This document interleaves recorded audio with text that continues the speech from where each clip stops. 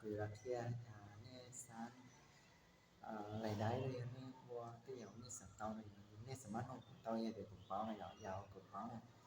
nó là cứ là kia nè cho u cho nó hậu thì thu lên cho họ thì tổ thế này nó chuyển không nó cứ kia họ thu xí hay thế này để cho nên cho được một lý trả thì mất hàng bỏ này rồi nên choขั้นตอนเตือนnày rồi giờ đến đây để một con đấy mới đi cắt xì này rồi thì bây giờ báo thì mới đi cắt xì tao đi trả này rồi giờ từ thu tao chế đây là này này giờ báo tao đi trả nó còn nó này là cứ nó kia này qua đây này giờ báo này thì rồi thế nào mới chịu được nếu dù có trả này nên từ thu này cái game rong này béo từ thu này cái số tiền để tòa cái từ thu này mua cái gì thì chỉ rong này là để mùa là nhé nhau cái mà lỗ đây video này quy định là chỉ thu là chỉ có cản một hè thì chỉ có bé trong thu cho được tụ gọi là tụ bỏ này à chỉ quan là chỉ bé rồi chỉ mua bé rồi chỉ tao mua nên bỏ bé rồi chỉ follow bé vấn đề bây giờ ô cần nên bỏ cái này bây giờ chúng taoศึกษาก่อนช่วงเนี่ยbây giờ taoศึกษาก่อนช่วงเนี่ยbây giờ thu là bây giờ cho lúc học khóได้จริงเนี่ยbây giờ lúc học khó là ta bây giờ ô đi chơi chẳng hạn nên sao sáng này là nên sáng này sẽ tao để nên lông kiểu ôi chà nên ô ấy để mò vì đấy để mò vì đấy nên chỉ ô ấy chỉ nên nói nên chỉ ô ấy từ nên mà để mò vì cho thì nên nhớ này là cái này nhỉ thì của chúng mắc hẹn nói này của chúng trong thay chúng mới chỉ nhỉ thì cũng chia ra qua video khi anh làm qua chỉ cả đặc biệt là nó thì sẽ báo là comment là của lấy tao họ xong tại đó của lấy tao ý dạng ý dạng video này giờ thì bé muốn lại lúc sống đâu rồi cũng muốn lại sau video là cho còn nơi những mới đi khách xí là thì bé sống trôi như này là bé chủ đó hay nhà như chị này là có bé mua cái đấy đây video chỉ giống nhà lấy chỗ là bé mua cái đấy đây sẽ chỉ như rồi trong phải trên video này nha thì bé mua điện thoại thì thế mà này thì thu lại vừa bớt cả năm hàng cái bé kia cũng trên tay thì bé chúng mới đây cái video này giờ này qua YouTube bé là bé còn lấy tụ bỏ nó bé như thì bé quan mình để này chia hai cái video này mình để ra nhiều đứa này để thấy giờ này vừa cho em tạo đây chỗ nhà đi cũ thế cũng mới đây video cho mình thấy thế này ý dạng cái này YouTube này giờ network sẽ sai này cụ tức khơi order rồi này mình trong blend cho cả thì cho lại chọn cao cho lại chọn đũa cho lại chọn út cho nó video trong thì ưu cho đó đấy mà chỉ trong này thì cho đi khỏi cụศึกษาแล้วนะเนี่ยcho đi khỏi cụว่าเขาได้เชื่อนะได้ติดต่อcụ tu thu nào họ pháติดตามใช่ไหมtuแต่ฉันต้องcho này video nữa nha ý nhà thì cụ nếu cũng tệ cái cụ nên đầu nó lo nó là nên đầu bé rồi thu nó thì theo buổi sáng họ opening đầu ó này là opening đầu ó opening đầu đi là lo đó chỉ tao mua về là cho đầu thì cái chỉ tao cho đầu họ sẽ là buổi sáng có thằng đại rồi đấy chỉ là chỉ nói chỉ theo đầu của cho opening đầu bé là nó ý nhà thì tôi chả có hay cái này là cho video có cho nếu mua được cho cho của đây video cho này ý là chỉ nó của đây video như nó này như thì cũng mấy lúc xuống cao rồi và cho xuống cao chỉ là cũng cao được chứ giờ cho lại cái và tao được chia này giờ cũng chỉ mới cho là kho và những như giải chỉ này là lúc xuống cao này chỉ cũng mới cho là cho giờ sẽ tao thì mới lấy khá xịn nhất là họ chỉ cũng chỉ tao nhận này bây cho nhiên là cái thu được xa ra từ chỉ là do cao răng cao này chỉ cũng chỉ tao nhiên người trong này nói là chỉ là để có uy cái thu để uy đây mọi gì là uy khó đã chỉ nàyก็พยายามก็ซ้อรอศึกษาจนเรื่องเลยเนี่ยก็อยู่ศึกษาก็เชื่อกันอยู่ก็อยู่ศึกษาก็ชื่อว่าก็เรียนจอก็ทั้งหมดจอจอจะก็chúng màเรียนจอเราอีกก็จะให้ได้นะซึ่งเราต้องอยู่ทั่วเลยเปิดตอนนี้เราก็อยากเนี่ยที่cũng mấy kho mà hắn lo cho nhau cho là bên này ôi đi cha của cho đều cho họ này họ chúng mình bỏ cho họ chúng mình sơ rồi cái cho đều mà giờ thì bé chỉ có sợ lại trong nhà này đó chỉ thay dù này dù nhìn trong video đó này lúc hẹn YouTube này thì có cho rằng là thì chỉ sẵn YouTube lại cũng bỏ theo đó mà cái spot điều này video nó mới lấy khách là chúng mà thế các chị tao cho là cho lý là tao cho họ thì làm tao cho bên tao họ đấy rồi trở lại trên tàu đứng dây đó là nó dây đó thì qua đó có đại video tại vì tu là sau này bỏ say đây như giống như này đấy thì cái gì dù là khi biết thì nó ra bé thì bé cho bé cho video này bé cho đi ca này giờ tại vì có cho tất cả các video này cái gì đi xa mà này trên này nó từ là khi bé cho bé cho video này bây giờ cô cô chụp bao này à cô cái team bé cho video mà bé cho này YouTube sẽ à đó thì họ cũng mua sức xả ra đây à trên là hay của nhà giờ có cho này như tao thì tao có chụp bao thì mua cái gì chúng mua cái gì đó nhỉ có cho tao thế nhỉ nếu có chúng mua cả chén tường có chụp video như thế thảo được sáng ta có để video này thì mình chỉ to như này rồi này thì có chụp một là chỉ thế mà mình sẽ dùng này thì để nó bị là khi bé cho lên này là cho video cho họ YouTube kia là một sự lựa bé lựa về phrase nè lựa này thì có cái gì nó có sản phẩm một lô tao này lựa nó này gửi là kia nó bé có bé mua thì bảo thì bé ủi thu này thì bé chỉ sản phẩm mua nhia như thì bé sản bé từ thu tấm nhia sai này bé sản phẩm sai lựa nó là tao lựa nó mình sản phẩm xoay là bé là như là cái này trở bé chúng nhia là bé chỉ tao lựa nó phrase nếu cứ chỉ nhia theo nó sẽ có nhia đâu cái chúng nhia sau tao cái chỉ phrase ý thế này như thì có nó sẽ là gì là cho bé một số cái này gửi là một khi này làm sáng nó ok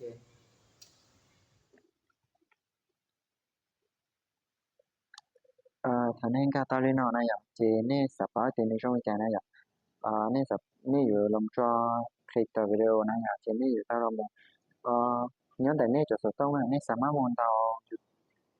nên môn tàu tổ Google nó này môn tàu tổ Google nó mà mình thấy đi tại nó cô lúc đó là lúa hùng nó Google là những tại nhà lúa hùng đấy vậy vậy nên một phiên đó của nó phiên W P2J YouTube.com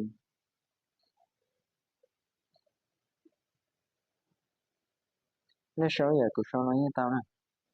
như tao đối giả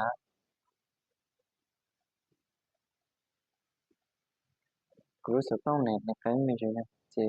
người ta tao mình rồi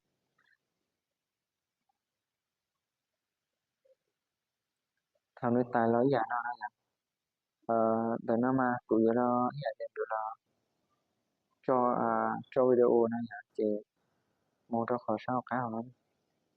một trong cái là nó nếu bộ khỏi video khỏi thìสัทนะเป็นคุณสมบัติช่วงของนางจะแปลของหน้า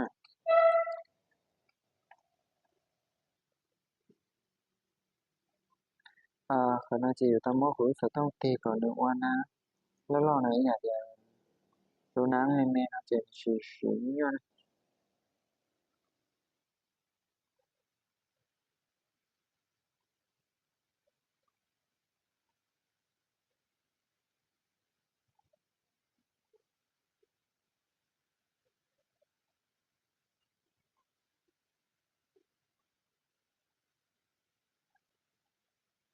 กูรู้สึกต้องมัน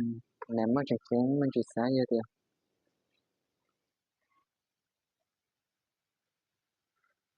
ทำให้ตายเต้านอนเนี่ยจะ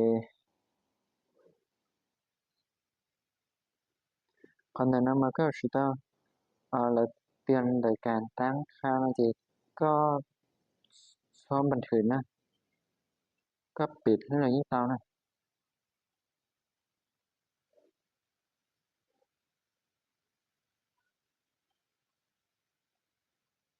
ปิดสินะกูมาก็ปิดซะเจนแต่นกูเราเปิดแล้วนะตังแล้วเราชอบ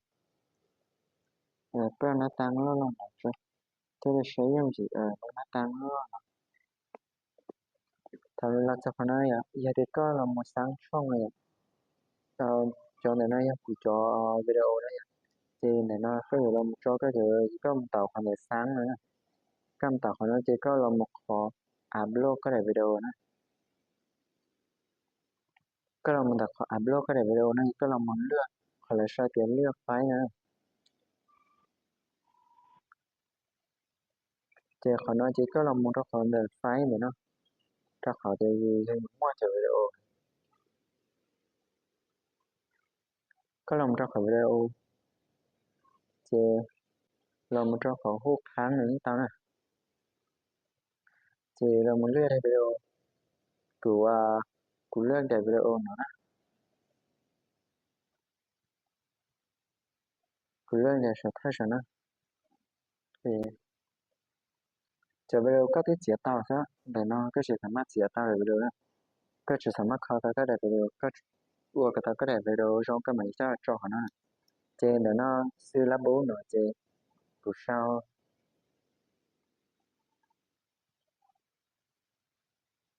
sư lá bố nữa chỉ có sao chạy tao nè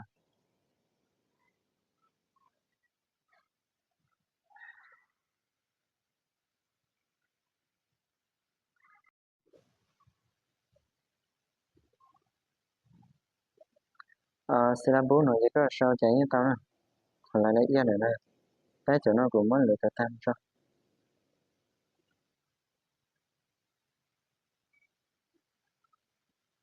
chỉ sao sao họ luôn bèo như sao tao nữa nhớ trong này giờ này video còn còn nhà này thì cứ sao thì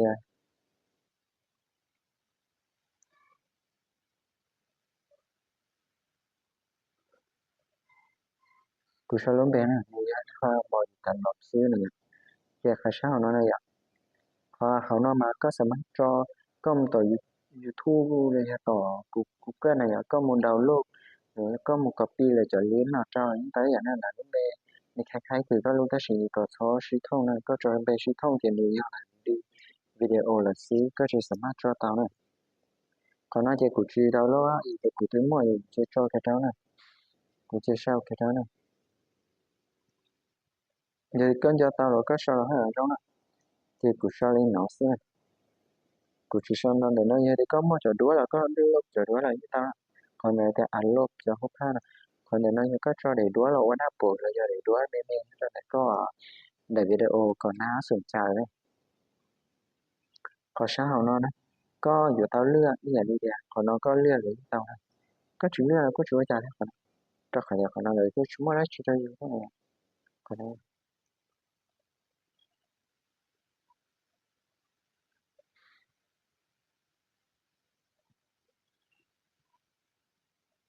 thằng này là sao nữa có tao muốn lưa họ cần gạo nó nè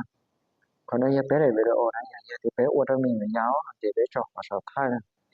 bé trở về đâu tại sao bé chịu cho mình giáo bé cho chỉ chăm cả nó thì bé cho khá thì ó thì thật tao nó là chỉ tay nó thì bé lòng cho khỏi tao nó còn để nó mà nếu như bây giờ thì có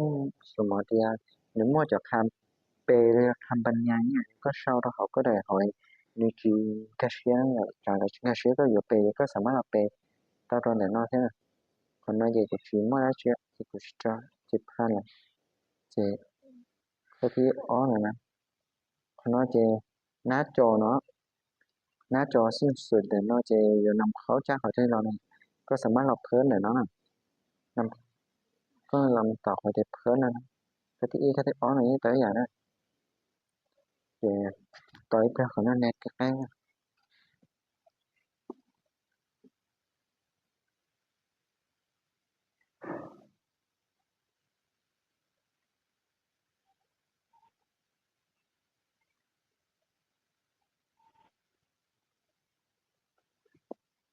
thằng đi trong là giờ trên này thì nó ra dưới này thì có một số khỏi thì nằm khó như tao tới khi đều đâu nó chỉ của chị nằm khó thì cũng đó thì như thằng đi trong nó thì có to thì thằng thế nên bàn trượt tao thì thế là nó tới khi của thì nhà của sẽ của là ra cái sai thế này của là tôi nhà chứ thì của thì tao qua còn lại này thì một số họ quốc xa để nó nhà thì cái này vừa đầu nó mới là khách xịt nè YouTube làอยู่xaเขาผลตัวก็อะไรอย่างอยู่xa kiaตัวก็ทางchỉ nó là như vậy làอยู่xaตัวก็thấy này là thì sinh tế này rồi qua lời của đây là xaตัวก็นะthì để nó thì còn nó ta nó có sao tụi nó cần bên hết này rồi có sao tụi nó khó có gì cho đến nó bỏ chứ bỏ có thể video như thế có cho thì thu nãy chỉ sử dụng nhiều phần tua đó có sau lồng cho khỏi sản thay là chỉ có lồng cho khỏi như thế có tăng tiền để thay thọ sụp này rồi chỉ có cho khỏi nó có tăng như thế có chỉ cho khỏi như tao chỉ mình ta lấy nó xem này chỉ thằng cóอยู่cho cái video chỉ có tao làm cho khỏi nó chứ ờ cầm ta cho khỏi nét học cái nó mới khỏi lấy lên này còn này thì cho cái video nó nè như thế thằng có cho cái video ta chỉ mình có mỗi cái video cho ta là chỉ như dụ cái tao to đi open đặt chỉ rồi do như thế có lúc con này có lúc computer có lúc phone này nó hay lựa chọn thì có tao to đấy có to sẽ sai báo chí này thì cái mình tiền này sẽ để cái này chỉ có tao to đấy này chỉแต่เราจุดแค่ตายแล้วนะเจกูเราแค่ไปเราใช้ลูกแอมเราไปฉีดฟรีเนี่ยลูกแอมแต่ฉีดฟรีเราป้าchoไปตุยทุ่งเด็กกันไลน์เนี่ย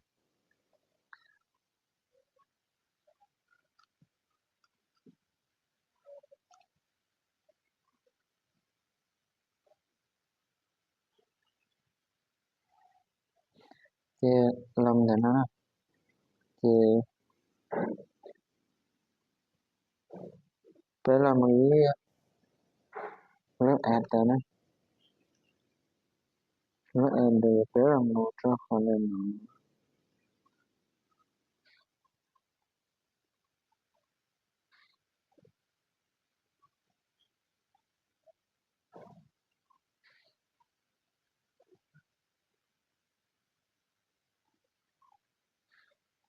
lớp app tới nhá họ nữa rồi mình khai thác họ nó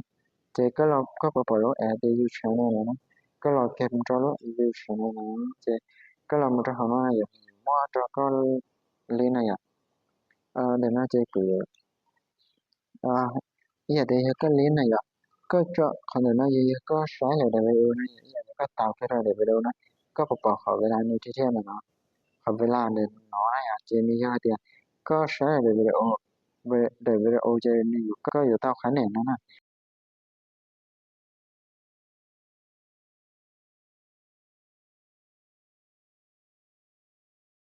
giờ thì có xóa lại để video chơi tại vì nó có xóa thì cái tao tao nhớ cái xóa cái sản phẩm liên quan người ta lại chỉ chăm cả đôi yêu này khi thì bây giờ phân lý ra nàyเดี๋ยวนี้ก็ใช้ในก็เตาข้าวเหนียวก็ประกอบกับคออีผัสชาปัวเป็ดจักจั่ว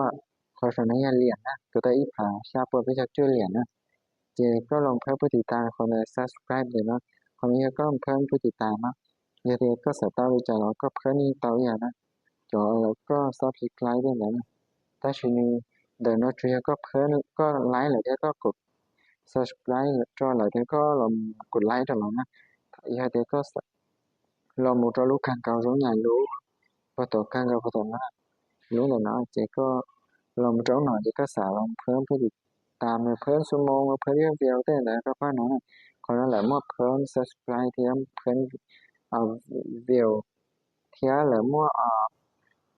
giờ là phớm một video mua subscribe để mua bé giả này thì thì có xả tao có xả nó phớm là mình xong rồi có xả tao bút thì tam đó thì ý là mình trừ nó giờ thì có cái cơ sở là ý là của mình trừ là ổn giờ thì có cái cơ sở thì mình sẽ trừ nó của lòng thân lái này cho nên trừ anh ấy thì của xã tao thì của chưa tàu cái đấy đây luôn mà mình tàu đây này đó cho nên trừ nó của xã tao ít phá lên nè của xã tao ít phá lên phụ thị tàn đó thì tao lên nhỏ nè số môn thì của xã tao ý là lấy để của xã tao khỏi nó tao là cậu là chỉ nó hỏi như cậu là chỉ số lên để trả nó chỉ có một bộ khó nào lại để total còn lại nói chỉ để có khó khăn này mà khó khăn này ý là nhớ sòng đó nên tôi có thể sớm mà vừa tay mình chúng tôi có vừa slide này cho nên tôi có tạo ra khó nó chỉ là vừa để tạo đó sẽ khó nó sẽ để cancel nè thì mình tạo nè thì có sớm mà muốn như vừa tới giảm giờ có thử có cho ta có làm sai tụi nó đi bỏ cái video nhớ được nó nàyก็ลองเดี๋ยวน่าจะบอกก็ได้วิดีโอน่าจะน่าจะก็สามารถใช้เตานะจะกดแค่ตาเลยเนาะเสียเดียวกู้ไว้พอเกิดอะไรไปเห็นน่าสนใจนะเพราะใช้มือน่าจะสนใจนะสามารถเลื่อนผ่าน thì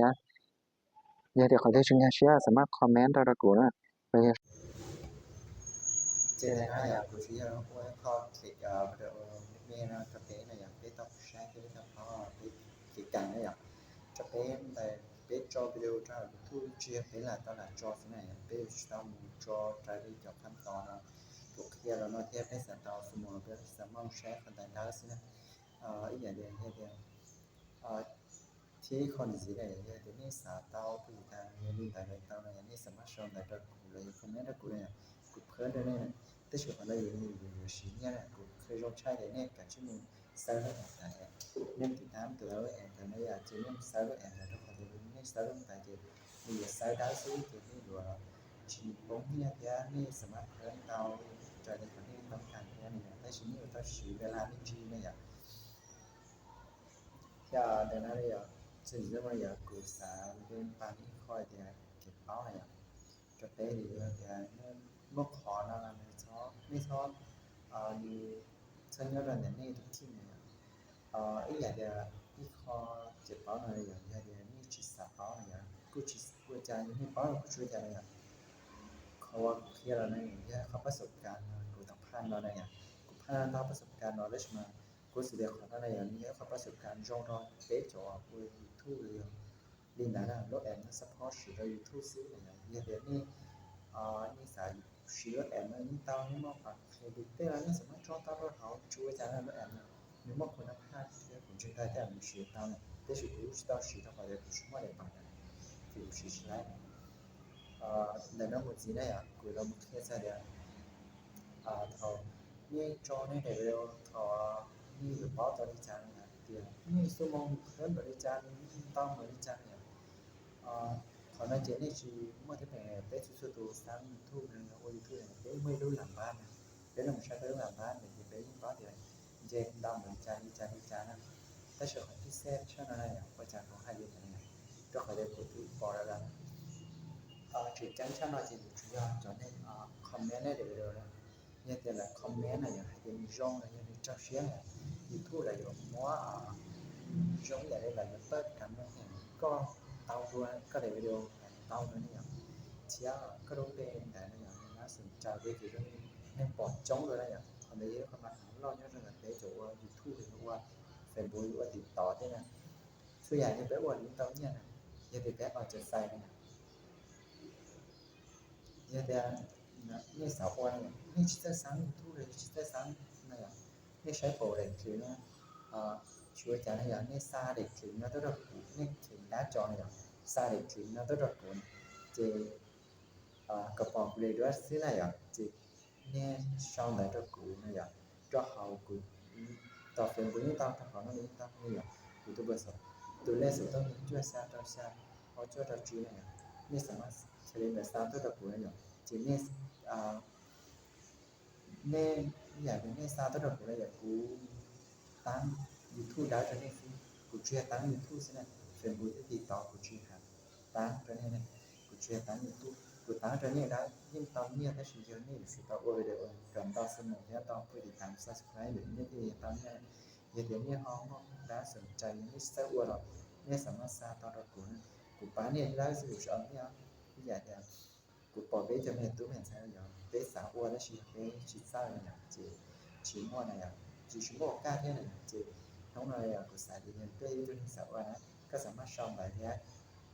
อย่าลืมขอขั้นตอนของนั้นได้อย่างทราบได้ถูกไหมเจคือมันติดตามก็ได้ซึ่งกูจะเอาเนี่ยนะแต่ชีวิตอยู่กับเพื่อนผู้ติดตามที่เพื่อนสมองมากูจะเอาเนี่ยเราไปเดี๋ยวบางทีอยู่ชีวิตอะไรนั่นแต่ชีวิตตั้งสิ่งเดียวกูตั้งได้แล้วก็สิ่งกูจะเอาเนี่ยกูตั้งได้แล้วก็อ้วนก็ตั้งเนี่ยแล้วก็สิ่งที่อยากขอจนจีแล้วเนี่ยกูดังนั้นเราทำสักวันเดียวอาจารย์ไปห้องจอไปได้เวลาต่อจากนั้นจะจอไปขอยูทูบเนี่ยแต่ที่ปุ๊บจอจะไปจอยคนนั้นเนี่ยไปจออะไรอย่างแต่ชิมไปจอไหนไปได้เวลาช่วยสมบูรณ์อย่างนี้นี่สมบูรณ์อย่างนั้นใช่ไหมแต่ไปใช้ตายยัง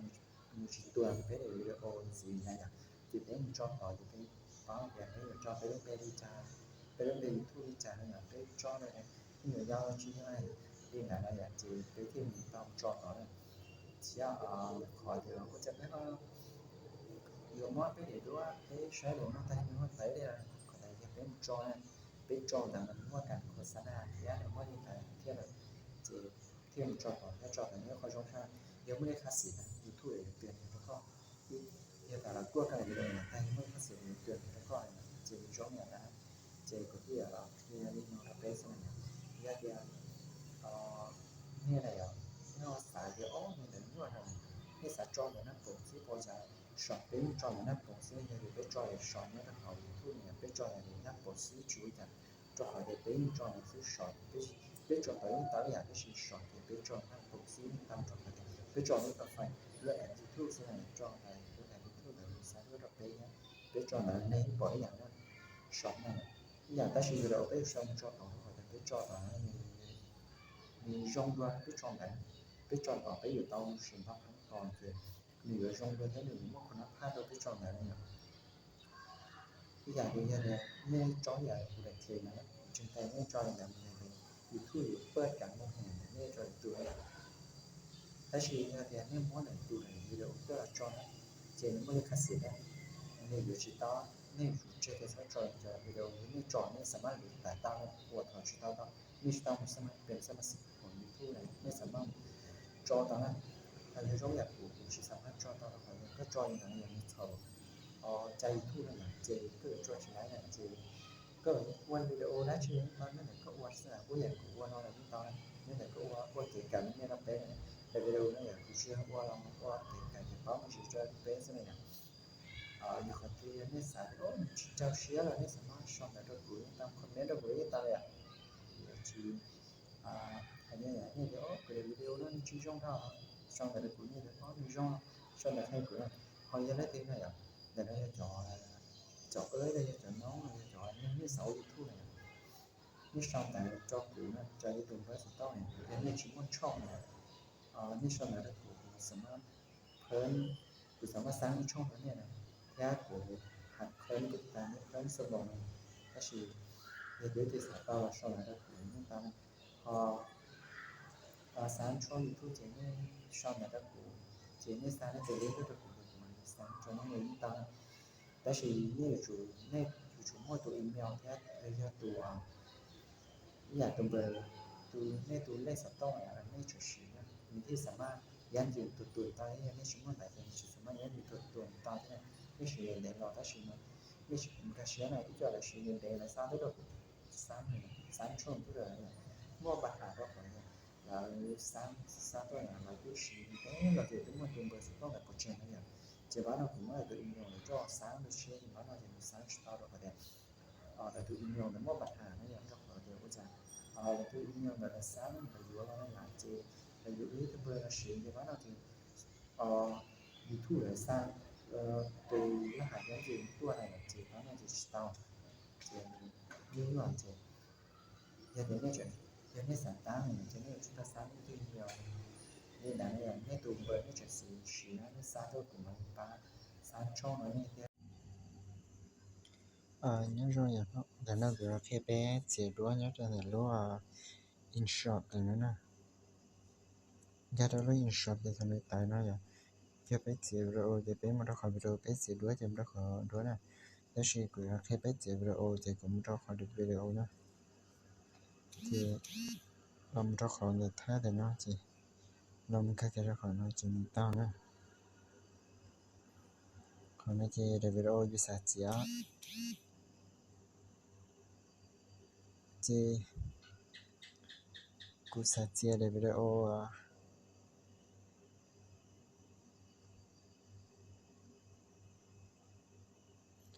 nó cú sát chia về video nó cú share ở tay hàng được best nè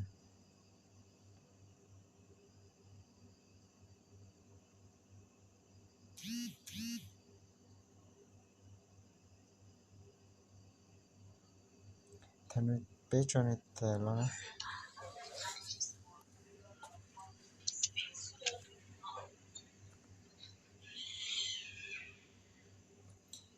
còn nó giờ họ có chỉ sả bố có biệt xiển đấy còn nè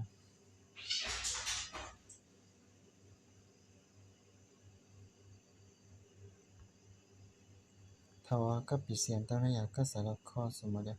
cũng sản là kho không nên để nó cũng sản là kho không nên để nó thì cũng tao tạo kho đó nó tạo đó nó thì cũng sản kho của nó kho cũngต้องการkho nó này kho nó gì cũng chỉ bắt chơi nó thì cũng mà mặc kho mà thôi cũng có chỉ bắt chơi thế cho nên thao nên tao này thì nếu mà mặc kho này là mình chỉ chính để dùng kho lấyอยู่ในวิดีโอนะถ้าใครจะอยากจะยูจีพยายามที่ยูจีว่าลงคอลงไหนจะอยู่ในวิดีโอจีลงกันนะคนนั้นจะเราตั้งค่าอยู่ในวิดีโอนะ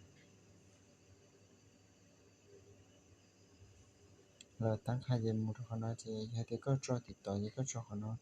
ก็เจอทุกอย่างก็จอคนนั้นก็เจออีกก็จอคนนั้นก็จอทุกส่วนคนนั้นนะยิ่งตาเท่านี้ก็เรียกซะ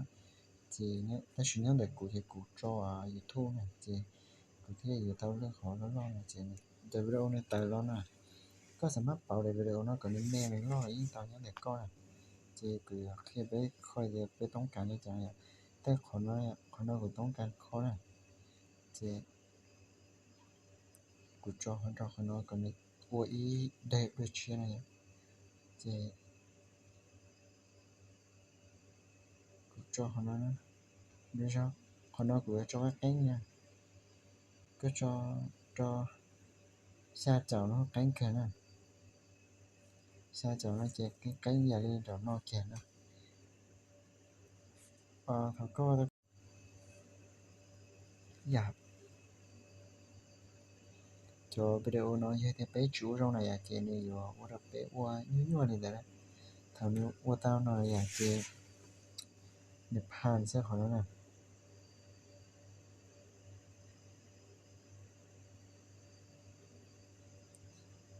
không nói gì cũng chưa là我tự nhiên được cái share xin nè chè nhập hàng khỏi nó chè bé bay cho khỏi sát tao nó cho một cái khỏi thấy chỉ trong biết là không gì nè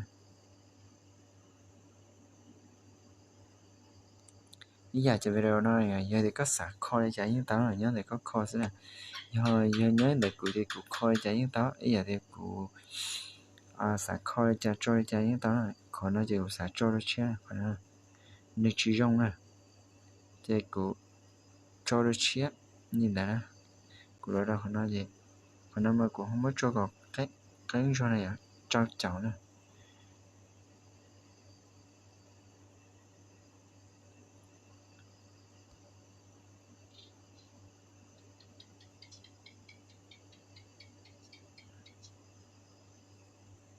thì tao nó mình thì tao chỉ biết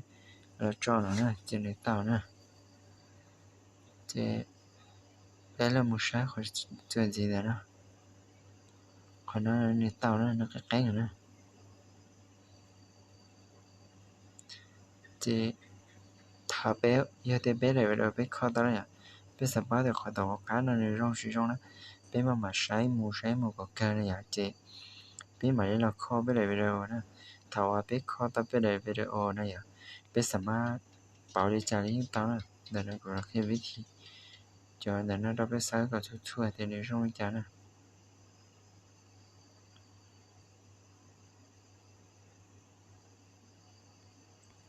trên cả của nó nè cứ là mó bé đây nè nó nè chị cứ là khi lú nó giờ thì có một giờ xuống cao nó có xả cây lửa tới trâu đến tao nè còn nó hiện họ có cây lửa thế coi cái giờ xuống cao trâu nè chị lú để nó này ô tô ai cái tên này chị còn nó có sao tại là tao có cho đuối là tao có cho filter là tao có cho filter này tao này chị lú nó chị có xong tại tụi chi cha lú qua tụi ai cái tên này chị có xong tại nè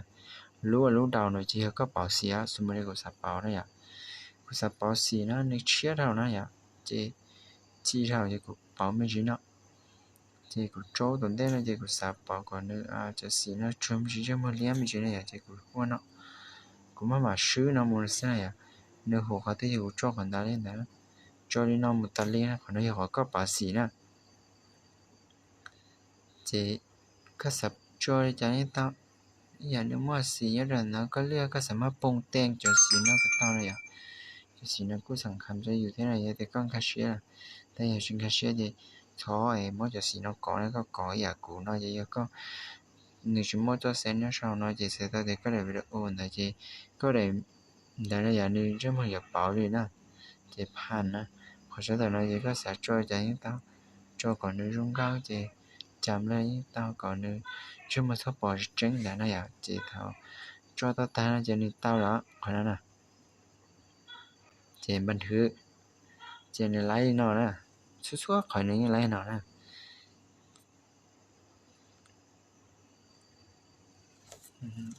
để nói chỉ nên tao nó nè chỉ làm cho là khó lúc nào nó chỉ lúc bớt xíu chỉ làm cho khỏi nó chỉ khỏi cho đuối nè khỏi nó chỉ khỏi cho đuối thì cũng sẽ mà làm liên đuối tao nè chỉ đuối cũng sẽ cho này à xong rồi cũng sẽ cho để nó nè chỉ cũng sẽ mà cho để đuối nó cho cũng cho để đuối nó cho những tao giả nè để đuối nó giờ đuối như thế giờ chỉ cho tao giả nè nhưng tại dù sao thì cũng chỉ cho còn nó của thời gian là biết sai có biến cái xíu như này xin nhận có đã chia nó có đã chia này có sản tạo được video này lộ chỉ các chia sẽ có một số khó khăn để chỉ các chia tại cái là về ôm á công trò slide để chỉ các sản mát chia ha ý đây đây đỡ một á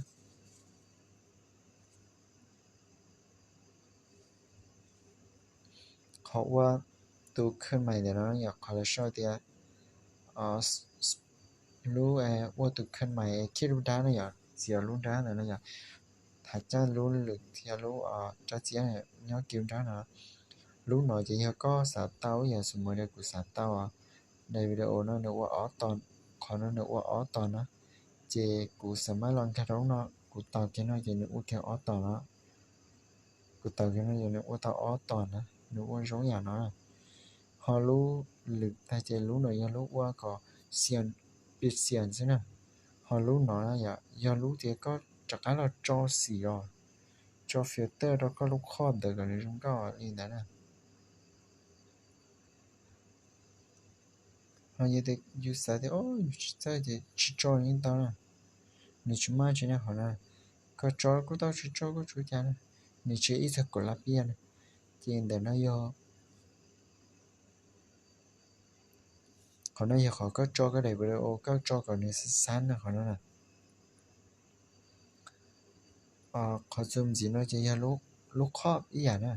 hay thì có sẽ tao để đua khả năng đi chả có sẵn mà lo cho tao họ nói là để video nó vậy họ zoom gì nó một chỉ họ nói mà giờ ý lúc filter nè cái filter sẽ mới cho được người đua nè nếu bỏ người đua này trong chả người đua này chỉ trong nhà đi để cố nè cũng cho cái nó cho gì này người đua này trái này người trong nhà nó nhưng chơi lúc filter slide để đóอยู่này chỉ họ zoom gì nó vậy cái thế thế giờ họอยู่ตาnàyอยู่chỉ cũng sao tới để đó nó lựa cho cái tao cũng lên xin này chỉ cũng sao mà cái còn nó đó còn nó cònในtrong các mình chỉ sẽ bỏ tụm chỉ sẽ bỏ cái ta nó chỉ tao nó nè chỉ này tiền nó ha lúaอยู่coi để đó còn nó cứ dạng gạo nó uống dạng gạo nó thế sẽ vậy giờ thì có chúng ta xem một cái sai nữa thì có cái sai gì nè còn nó họ có phơi này đó thì cái sản phẩm có lựa tao được cũng nè có một cái khó nó này à họ thì switch nó khó nó gì có liên có một cái có tàu họ nói gì phơi này đó rồi có nè họ là sao thì ý là lú là sao khi từ lú sò nó lú nó chỉ có cái một gì có một mỗi cái để đuôi nó nhảy có một cái để đuôi nó có tạo nó gì nữa có đẹp nắp khuyến làn này bảo nó ta sử dụng chip tỏ họ lú ở lú ở vùng này có sẵn mát nằm tao ý vậy đi họ có để đuôi còn nữa bỏ chén này nữa bỏ chén còn nữa bảo lên đó này có khó đi cho những tao này nữa giống vậy lên đó chế lú tôm nó giờ lú ui lú ở vùng này sẽ tụt lạc họ muốn đứng ra lú nọ mà đi cố giờ ít khói rong ra có một cái để đua này giờ số mà để cụ để đua này cụ để đua nó sẽ cho ra họ khoan hạt nữa cũng sẽ mất cụ để đua cho lú hoạt chạy nó những tao cho lú khói rồi những tao chơi chạy những tao nè chế thằng tay là ya chế lú to mà nó ya lú nếu bỏ lú plong nó lú nó ya ít kho nếu yêu nếu có nếu để video nó chia là ya nếu ít mấy để video chi thôi là nếu sao mà lú nó còn phải chi nữa họ khó sinh gì nó mới ya còn nó chỉ ya nó ít kho nếu cứ rong bé anh thằng nó xem của tao để video nữa của bao giờ nữa quay channel này cũng mà ông một chuyện cái xe thế này giờ thì có sợ cái xe cũng hai đứa con này vậy thì có chuyện cái xe vậy có sao mà sự sản để một cái xe tao lên tại đây thì cứ chỉ như là chơi yêu thế này giờ thì dùng cái xeแต่是个是啊，你可能有我起来的呢，一轮天上那是个节奏比较欧了，你熊讲了呀，这你给我这有远的了呀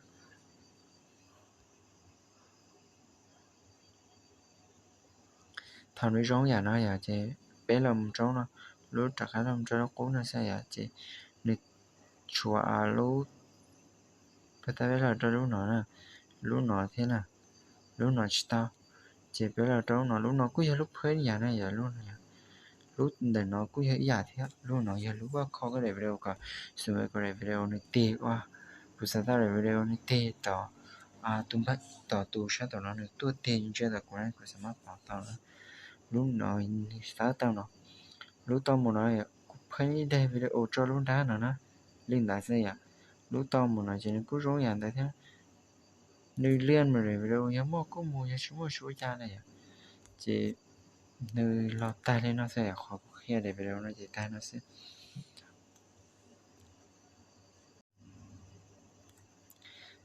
thật có ta cái để video này cái bộ bởi khỏi là sao thì safe sao nó cái làm cho khỏi safe sao nó thì cái làm cái khỏi sao nó thì cái làm cho cái làm safe cho khỏi nó cho nên chủ yếu là cái là tạo ra khỏi safe để thì cái sản phẩm khác nó cái sản phẩm bảo tao nó cái chỉ bảo chú giá cái safe cho sáu này thì tạo nữa thì chuyện gì nó mới ta lấy nó xí nè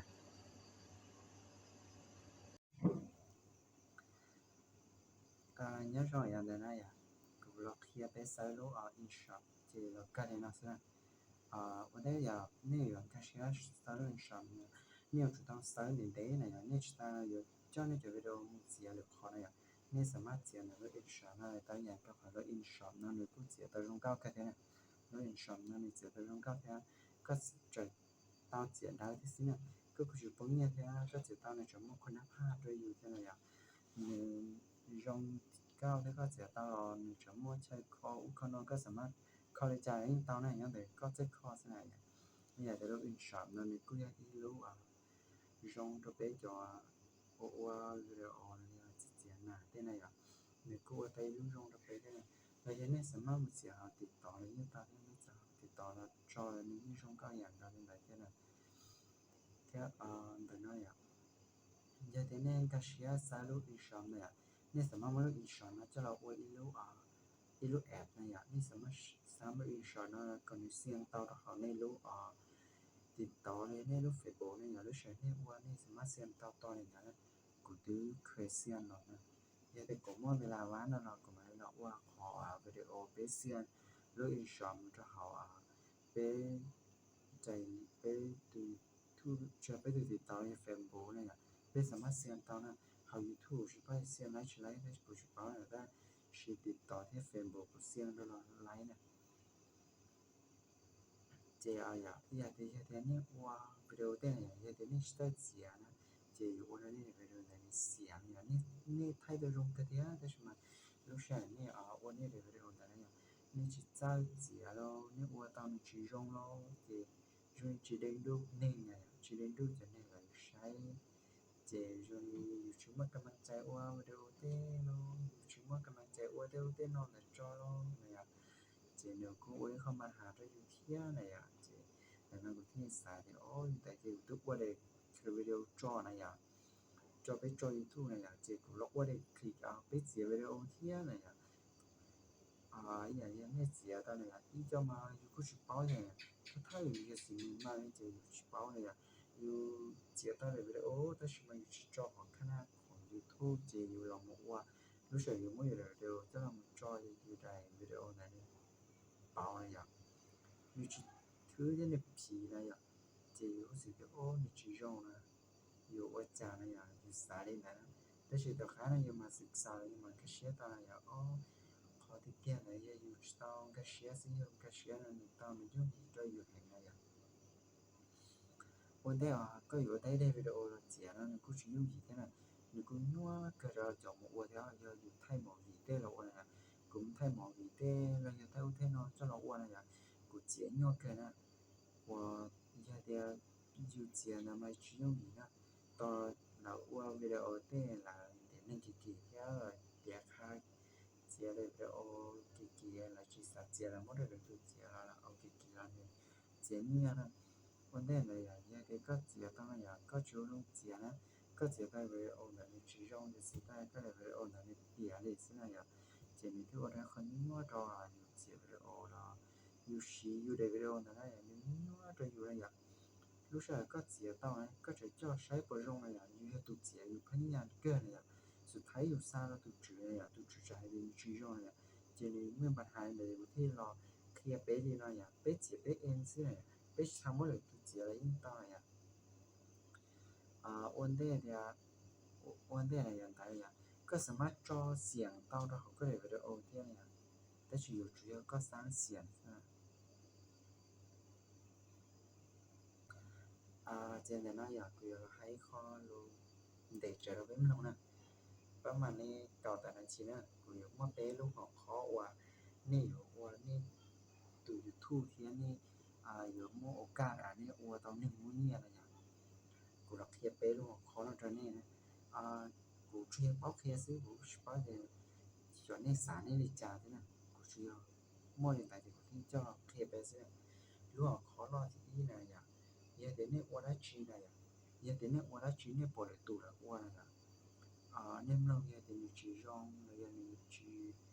rong này nên hút xì thì nên chỉ giàu xía này chế nên sau hay là nên sau mỗi nên là lùng được hay tạt là đến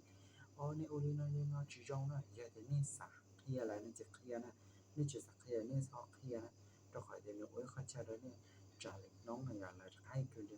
có nên nó chỉ rong này ở đây dùng một món xía này chế giờ thì rong những cái sắc kia chỉ rong cái sắc kia nó khai đi này cóที่อ้อนะอย่างวันก็วันได้วิดีโอนะอย่างก็จอเรา YouTube เลยจอหรือใครหรือตัวคอมเมนต์แล้วก็ที่หรือตัวเลยถั่วก็หลายจีตาก็สมมติเราว่าใจเจ็ดอ้อหลายตัวตัวอยู่ยูชั่วนะอย่างหลายถั่วกูมาดิจามากูอยู่ซูมมาดินะต้องคอยเนื้ออ้วนเรากูมาประสบการณ์นะอย่างหรือร้องอย่างนั้นนะเจก็ร้องอย่างนี้เกี่ยวกับตายใช่ไหมอย่างเดียวหลายถั่วก็นะก็ที่จ้องเชียร์ที่นั่น cái hải nhiên thôi à lại thuộc con này à có đi cháu sẽ hải nhiên á có chụp bút được bao này to lại bỏ xuống này ô có đi tao nhiên to cầu tài lá rồi tôi lúc gì này này support cầm lại xin á đi rồi giờ lên lại xin này giờ thì có mỗi ít khó khăn đi rồi là trên này rồi qua tao cho có một tao ít khó đế này àกูจะเอารู้กูจะทำเอารู้หัวข้อให้นะเนาะถามมีจริงการจะอะไรgiờ thì có mua ở lúc học khó phải là cũng trên ta giờ có giờ phải nhà bảo có được khen một tuần đây ta chỉ ta sẵn hẳn thì tiệt lúc chi bé là này ạ cóอยู่สุดต่อเป่าสภาพก็โดยจนในน้องเต้นี่แหละนะก็สุดต่อเป่าส่วนโดยจนในน้องก็โดยจนในอะไรจะเจ๊หนึ่งเลยจนหนึ่งแล้วขั้วนะแล้วอ้วนแล้วชื่อแล้วอ้วนตอนนี้แล้วปื้ยเละแล้วเสือสายเสือเงินจ่อยcó một bảo rồi cho nó nhỏ cũng chúng ta để một này có nhiều chủ thâu một này có thâu phải chơi để một này cóสามารถmộtว่าเท่าอีรู้ของขอดอกก็เลยว่าได้ข้อเกก็เชียดอกก็เลยข้อประสบการณ์แล้วก็ถ้ารู้สึกว่าเดี๋ยวอยู่วันนี้ใจที่เลยว่าเราอยู่ประสบการณ์ถ้ารู้มันก็เชียดเดี๋ยวก็มันย่อขายใจเชียอะไรก็มันจะหนึ่งเชียย่อก็จ่อตัวเสียงเชียก็มันเป่าจ่อหลัง có chỉ bảo là có một nhóm rồi là chỉ tao này chỉ có bảo ra là gì cái thì nhóm tao chỉ cụ chỉ mất bé kho có khâu này là số khâu đó có sẽ cụ chỉ cóปฏิบัติเนี่ยcụ chỉ có cả này cho khỏi thì cụ những khóประสบการณ์เนี่ยกูที่ซึ่งเนี่ยเจกูที่มันจะเราแชร์แล้วก็นั่นแหละยังก็สาเป้าเนาะเราก็รู้สึกสั่งก็คือสาเป้าเราเขาสมองความประสบการณ์แล้วจะเราเสียจอต่อ YouTube ต่อติดต่อเต้นเนี่ยยังที่กูบอกก็จอเนี่ยเจกูอยู่ว่าช่องแบบคอมเมนต์แล้วก็ยังกูอยู่ว่าก็อย่างมอก็ตัว YouTube เลยติดต่อได้กูที่สามารถมอกูได้วิดีโอเนาะแล้วก็จอต่อเตานะขอแค่นะอย่างกูได้วิดีโอเนาะกูที่สามารถมอแล้วก็ที่สามารถกูที่อนุญาตแล้วก็จอ YouTube เลยจอติดต่อเลยจอ Facebook ก็ที่สามารถแชร์กูได้วิดีโอเนาะมันจอต่อแต่ขอกูให้ที่จอที่สามก็ที่สามารถแชร์มันจอต่อเยอะกูปอนะอย่างเนี่ยกูปอจะกูเยอะก็แล้วมันก็ตัว YouTube เลยตัว Facebook เลยตัวติดต่อในเวียดนาม 我家个只把水过来给它我老干那样，但那个我长到的，你只把水过来给我干到可能，我那长到那样，我那只把水过来给我老干的呢。Hello everyone, today welcome to my video. This video, I will talk about you study English with a loud language. And more, you have to know about this because me reader language. If you need to study about English with a loud, and you have to study with me, I have to help you to teaching about the English and loud for you. And my language, my first language is Hmong, and the second is Lao, the third is the English. Now I have to teaching for you three language because very I need to more many language to I need to practice English and many language except English because I think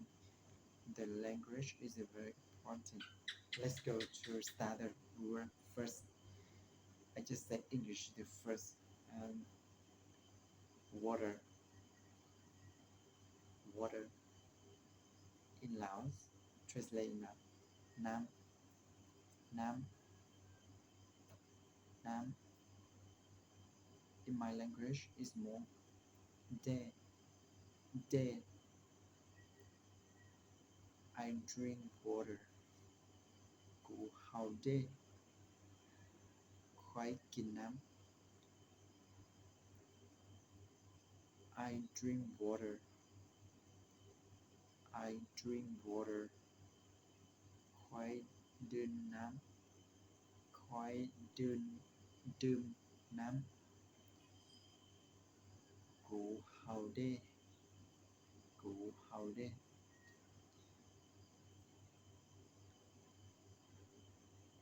Eat, eat, eat, eat.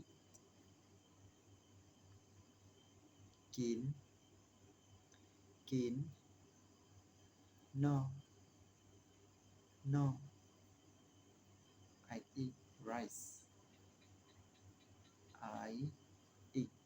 rice. I eat rice. Khoái kín kháo. Khoái kín kháo. Cú no mò. Cú no mò.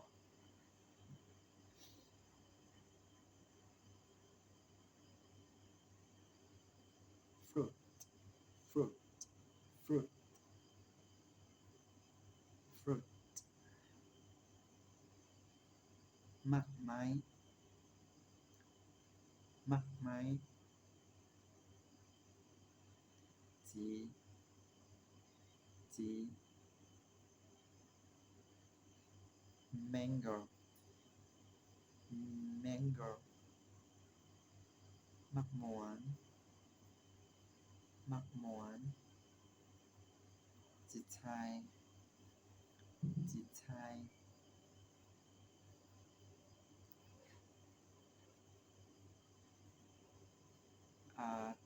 I just teaching about you the first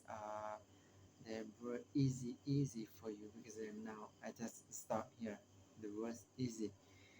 The last time here, I will have to arrive about my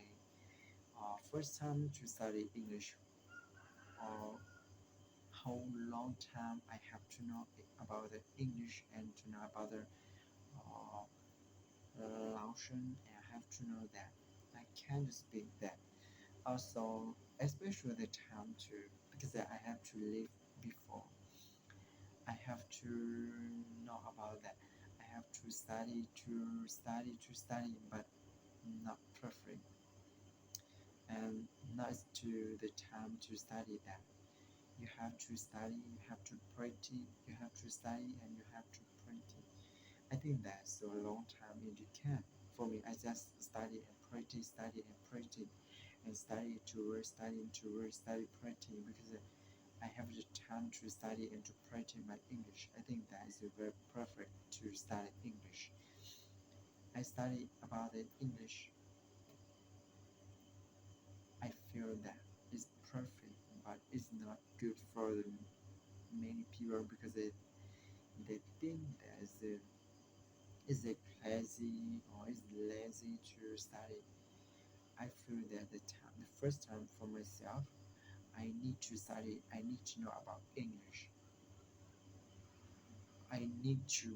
know about the role and the way in the future people like to do that. And about the word is very easy to use and to make a lot of money. And I have to study English because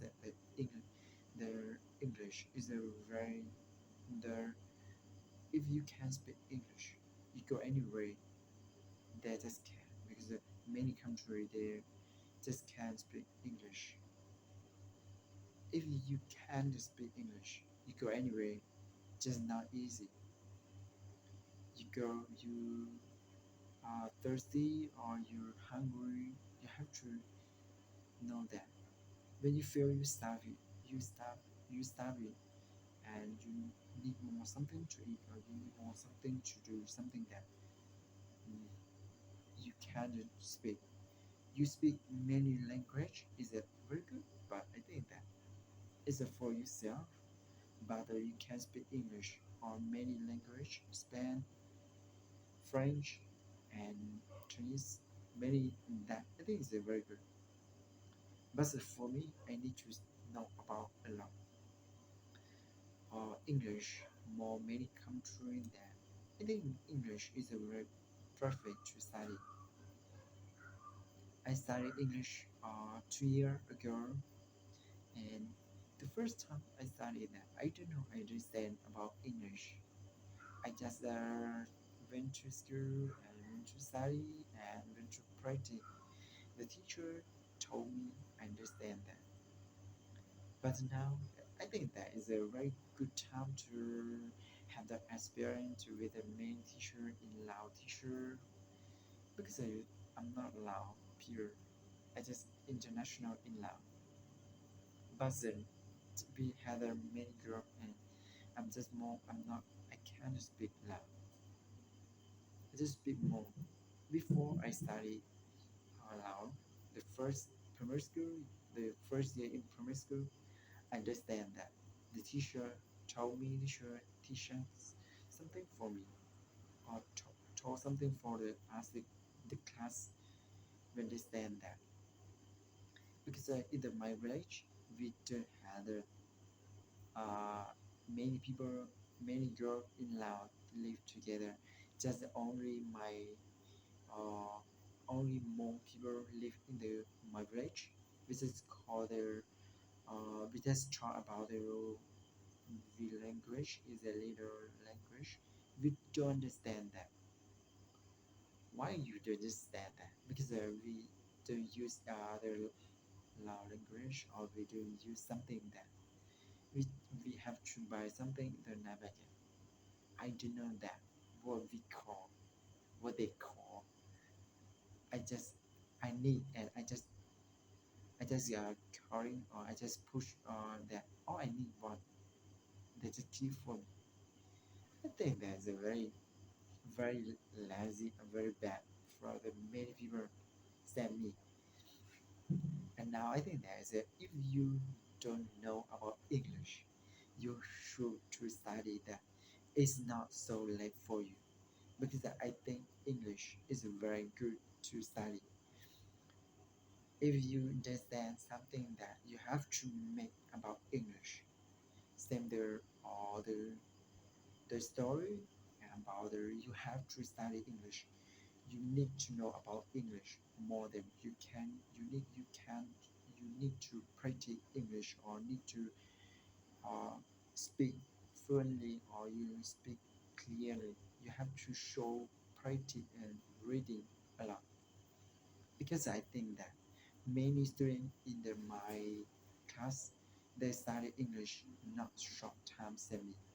They study the first secondary school until finish high school, finish uh, graduation. Then they can't speak English. They just know. Then I example I have to talk about my friends with my class. She studied English, not short time. She studied English when she was 10 years old until now. She can't, she, she couldn't speak English. Why that? Because she understand she because she very scared that she said that she feel that some word or some question sentences she said that just not to just for. I think that either you think that it's very bad, either you think it's true or it's false, you can. You don't say that. Oh, I don't speak English. Why you don't speak English? You can. Today you can speak. Tomorrow you cannot. English is not your first language. I think it's not easy, but you can. You have to learn mistake every day. I think one day you can speak English. He she said again to me. She said to me, "Why you study the short time you can speak English?" I said that I do know that. I just study and to write and to read, but the special time, you, for me, I don't have to have time to play sport or to do something that I have the time. I just reading book and mix about the sentences English. If you know the word English, don't push the word in your book. You should make the word to make the sentences because the word English English just not same is me because not same is me. You make the new sentences just the new mean just not. You say the book. You know the word book, a book. Just you have to writing about the book, but you should go to some place and somewhere you have to book some hotel or some restaurant. You have to have dinner or have lunch in that, or you have to stay there. You have to book,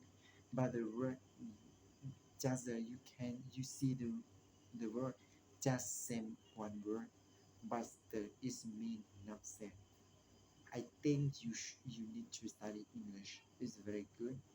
but you should to make about your future dream. You don't start that because you start is very bad. Every you show to learn. I think that you can. You show to learn English now until when you can. You have to comment me. You think is that I how that is very good and you have to ask me is bad. You have to ask me in the comment to me. I have to change something. If they're bad, I have to push the past. I don't push it again. It's very good. I have to make the new idea to make to you. Thank you. You have to watch my video. If you need to know something more, you have to subscribe me and to follow me. The next video you can know me.